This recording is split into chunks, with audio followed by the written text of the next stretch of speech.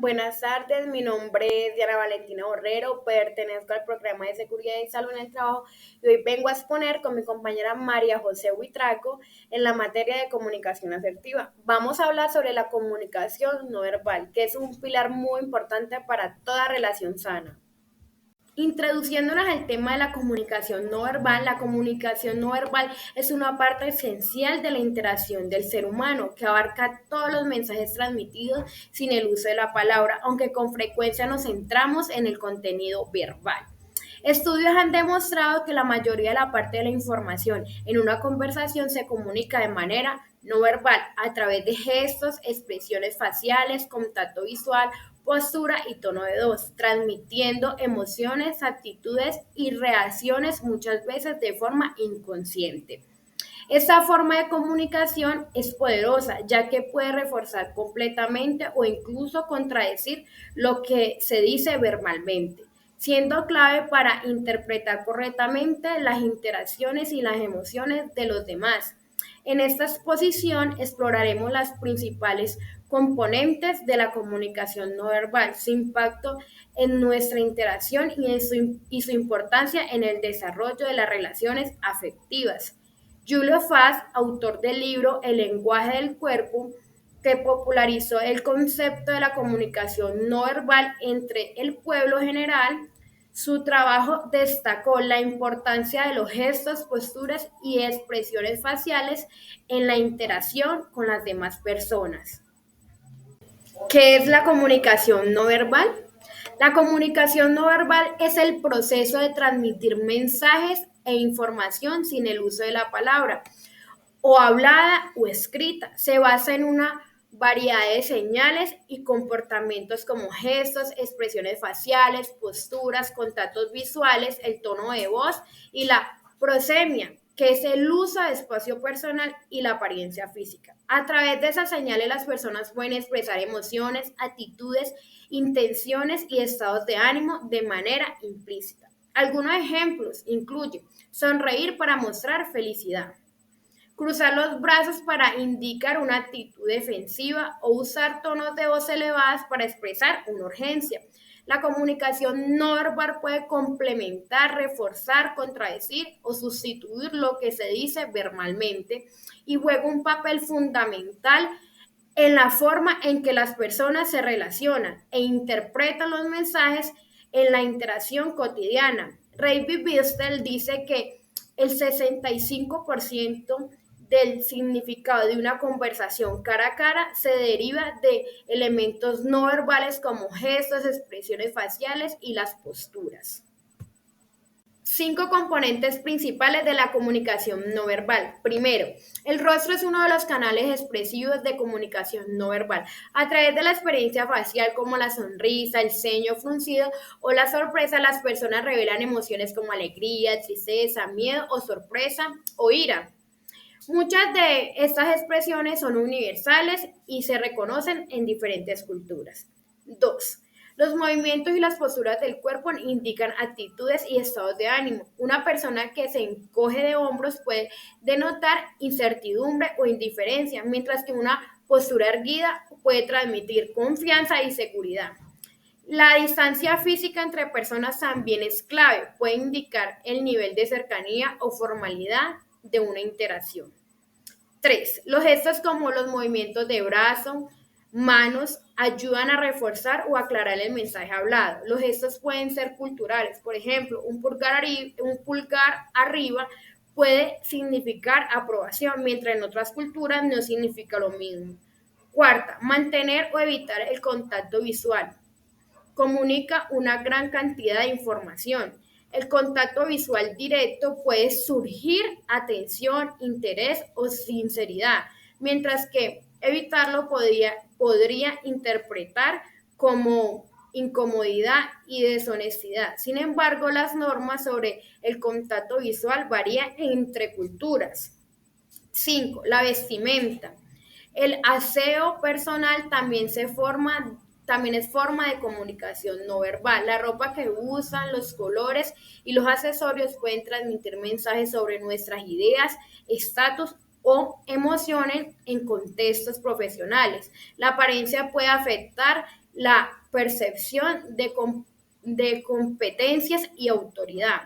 Albert Marvin, psicólogo conocido por su investigación sobre el impacto del lenguaje corporal, el tono de voz y las palabras en la comunicación, dice que el 93% de las comunicaciones emocionales se transmiten de manera no verbal a través de tonos de voz y el lenguaje corporal. Solo el 7% de la comunicación emocional se transmite mediante las palabras. Paul Ekman argumentó en su libro Emociones reveladas que las emociones primarias, como el miedo o la alegría, son universales y que se expresan a través de microexpresiones que se manifiestan de manera inconsciente en el rostro. Reforzar el mensaje verbal. Lo comunicado de manera no verbal puede reforzar lo dicho o acentuarlo o darle una mayor intensidad expresiva. Por ejemplo, en medio de una discusión, una persona le advierte a la otra que necesita una pausa para calmarse. Si lo hace con un tono de voz inadecuado, es probable que su interlocutor no entienda que es urgente una pausa en el debate para no convertirlo en una pelea. Contradecir el mensaje verbal. Lo comunicado de manera no verbal puede contradecir lo dicho, es decir, transmitir el mensaje contrario al de las palabras que se utilizan.